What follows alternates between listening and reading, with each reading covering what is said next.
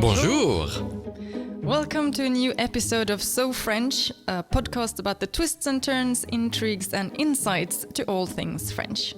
Every 2 weeks we select the best, most interesting and fascinating of French news stories, all brought to you from our studio in the heart of Paris. My name is Stefan Vries. And my name is Sara Bertilsson. This week we'll talk about how Nicolas Sarkozy, instead of heading to the Élysée Palace next year, could end up in the docks. And with Easter coming up, we'll tell you why French church bells are supposedly able to fly and how they are connected to the massive amount of chocolate offered to the French kids. And of course, Maud Descamps is here to bring you a French word of the day.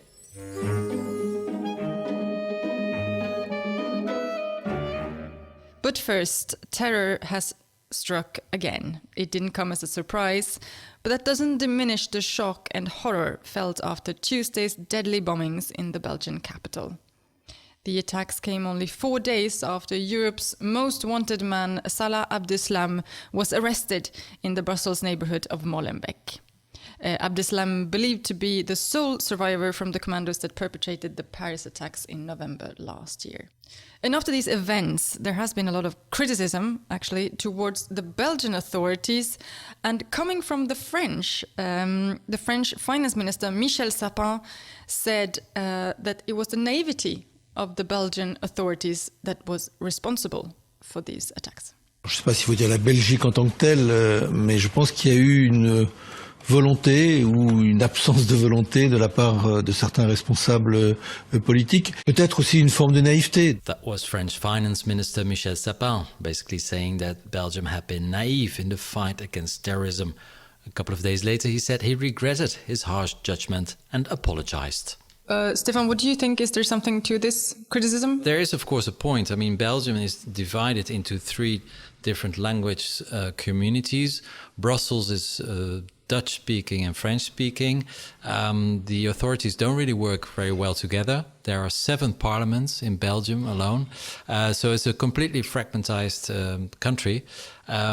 So there is indeed a problem in Belgium, but not only in Belgium. I think it's a Europe-wide problem that police forces and intelligence services really don't work together. There's very little exchange of information. There's a lot of information available. And this is also what was said after the Paris attacks in November, and that was the major criticism that there hasn't been enough communication between the different countries when it comes to wanted Absolutely. people. But also even within the country itself. For instance, this week there was actually a report of a policeman in the city of Mechelen, which is between Antwerp and Brussels. He already knew the address of Salah Abdeslam since the 7th of December, and he communicated this address to his hierarchy, and it never left the office, actually. So unbelievable, yeah. And we have read many things about this as well in the aftermath of the attacks in Paris. A lot of information is there. And I think exchange of information is really the biggest challenge in the next couple of years between European countries if we really want to fight terrorism.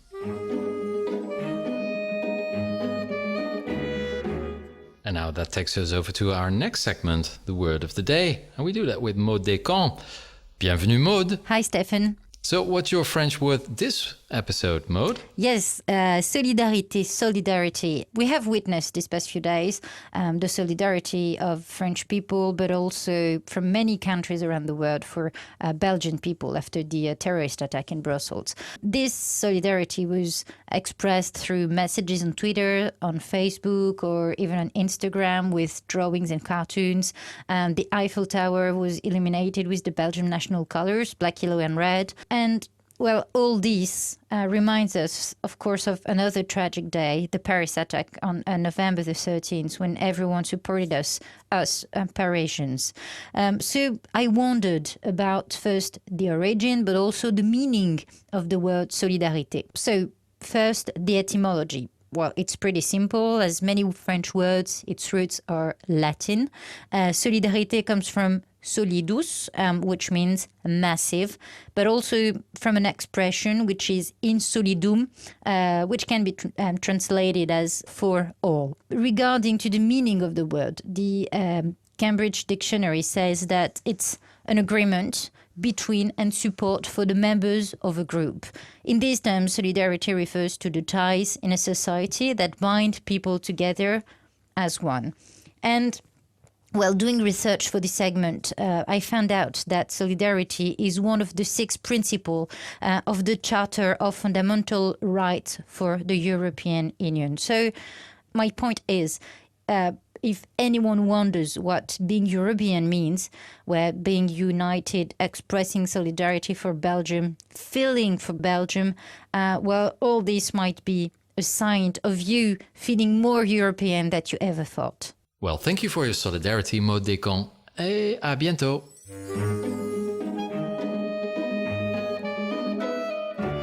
We are now going to move over to another topic and a man who might have been wishing for some solidarity.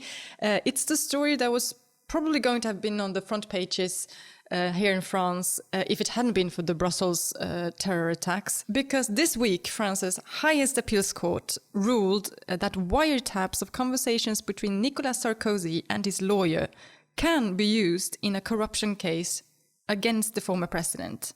He is now the head of the conservative Les Républicains party. This ruling leaves investigating magistrates free to decide whether to take the case against Sarkozy to trial, and this could, of course, deal a major blow to his hopes to run for president next year. So, Stefan, bring us up to date. What are these phone taps about? Well, as always with Sarkozy, it's pretty complicated. It all started with rumors about the fact that his presidential campaign of 2007 had been financed by the Gaddafi family of Libya, the former dictator of Libya. So the judges, investigative judges, put him on a wiretap, and then they discovered something else, that Nicolas Sarkozy actually tried to get access to secret reports or protected reports in this investigation and also in other cases by promising a judge a very nice job in Monaco. Now, this conversation took place between Nicolas Sarkozy and his lawyer on a secret phone. They using a very, very secret name. Very secret name, Paul Bismuth. I don't know where the name comes from, but everybody... Apparently it's his old friend from school, I think. Really? Okay, yeah. So he stole the identity of an old school friend. Maybe that could lead to another case, who knows? Yeah, we've never heard anything about the real Paul Bismuth. But anyway, so the judges discovered that he was actually involved in another, pretty strange affair. Now, Sarkozy has tried to make the use of these wiretaps illegal in court because his argument was that it was protected by client-attorney privilege. So this was a secret conversation. But now the highest judge, has decided that it's not the case that the judges can use these wiretaps. So this means that Sarkozy will be persecuted in another criminal affair. It's the second one. Sarkozy is involved in many affairs, but so far he will be prosecuted in only one case, and now 2. So that makes it very difficult for Nicolas Sarkozy to be a presidential candidate this next year. Do you think this is the final, this is the blow, this is what's going to make everything change and he's not presenting himself? Well, every time something's happening to Sarkozy, a lot of analysts and journalists like ourselves say that this is really the blow that will end Sarkozy forever. But I'm not so sure about it. He has a real capacity to rise again. I mean, this is the Easter week. Jesus, he's a sort of... he's not the Messiah. Yeah, of course. He's not the Messiah, absolutely not, quite the contrary. But he really has a talent of getting away with things. And but the big difference is now that there's a calendar. The clock is ticking. The presidential candidates will be elected at the Conservative Party in November this year, so that's in only around 8 months. And if Sarkozy would win the primaries, then it would be, of course, a very bad sign that you have a presidential candidate who is being prosecuted for in criminal court.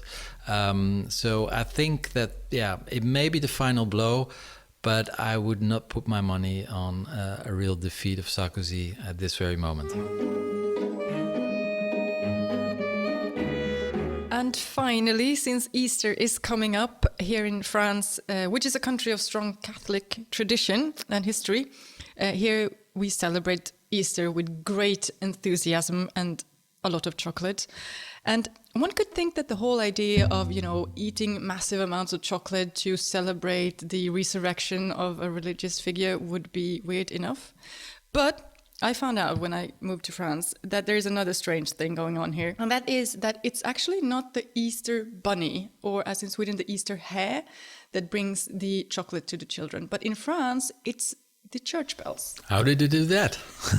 Sounds it's crazy. A very strange thing. Yeah. I always had a very hard time imagining these flying church bells. Yeah. But it turns out, so I did some research. Yeah. It turns out that Thursday before Good Friday, all church bells here in France are silenced. This is to acknowledge the death of Jesus.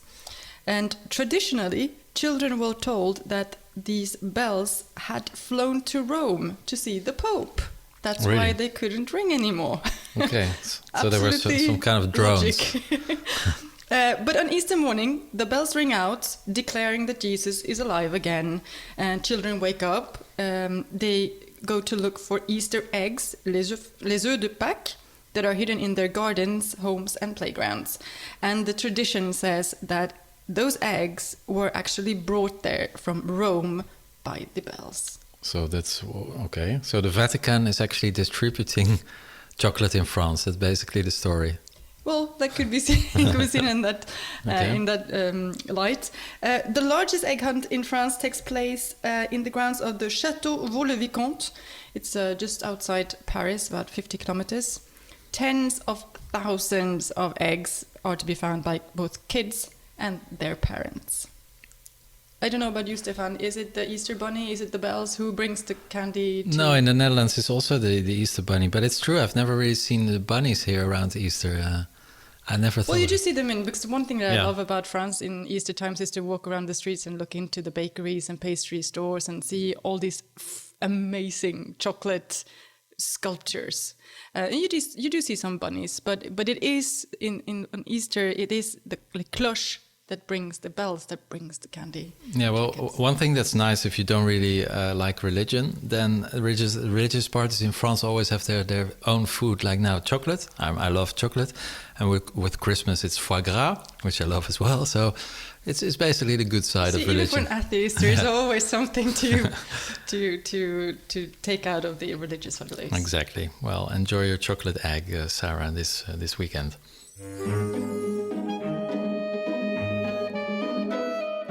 And on that sweet note, we'll wrap up this episode of So French. You can follow us on Twitter. It's @SoFrenchNews. And if you have any questions or suggestions, just send us an email. Our address is sofrench@sofrench.news. And don't forget to subscribe to our podcast in iTunes or in SoundCloud, and to share So French with your friends. We'll be back in 2 weeks with a new episode of So French. We hope you'll join us then. Thanks for listening. Au revoir.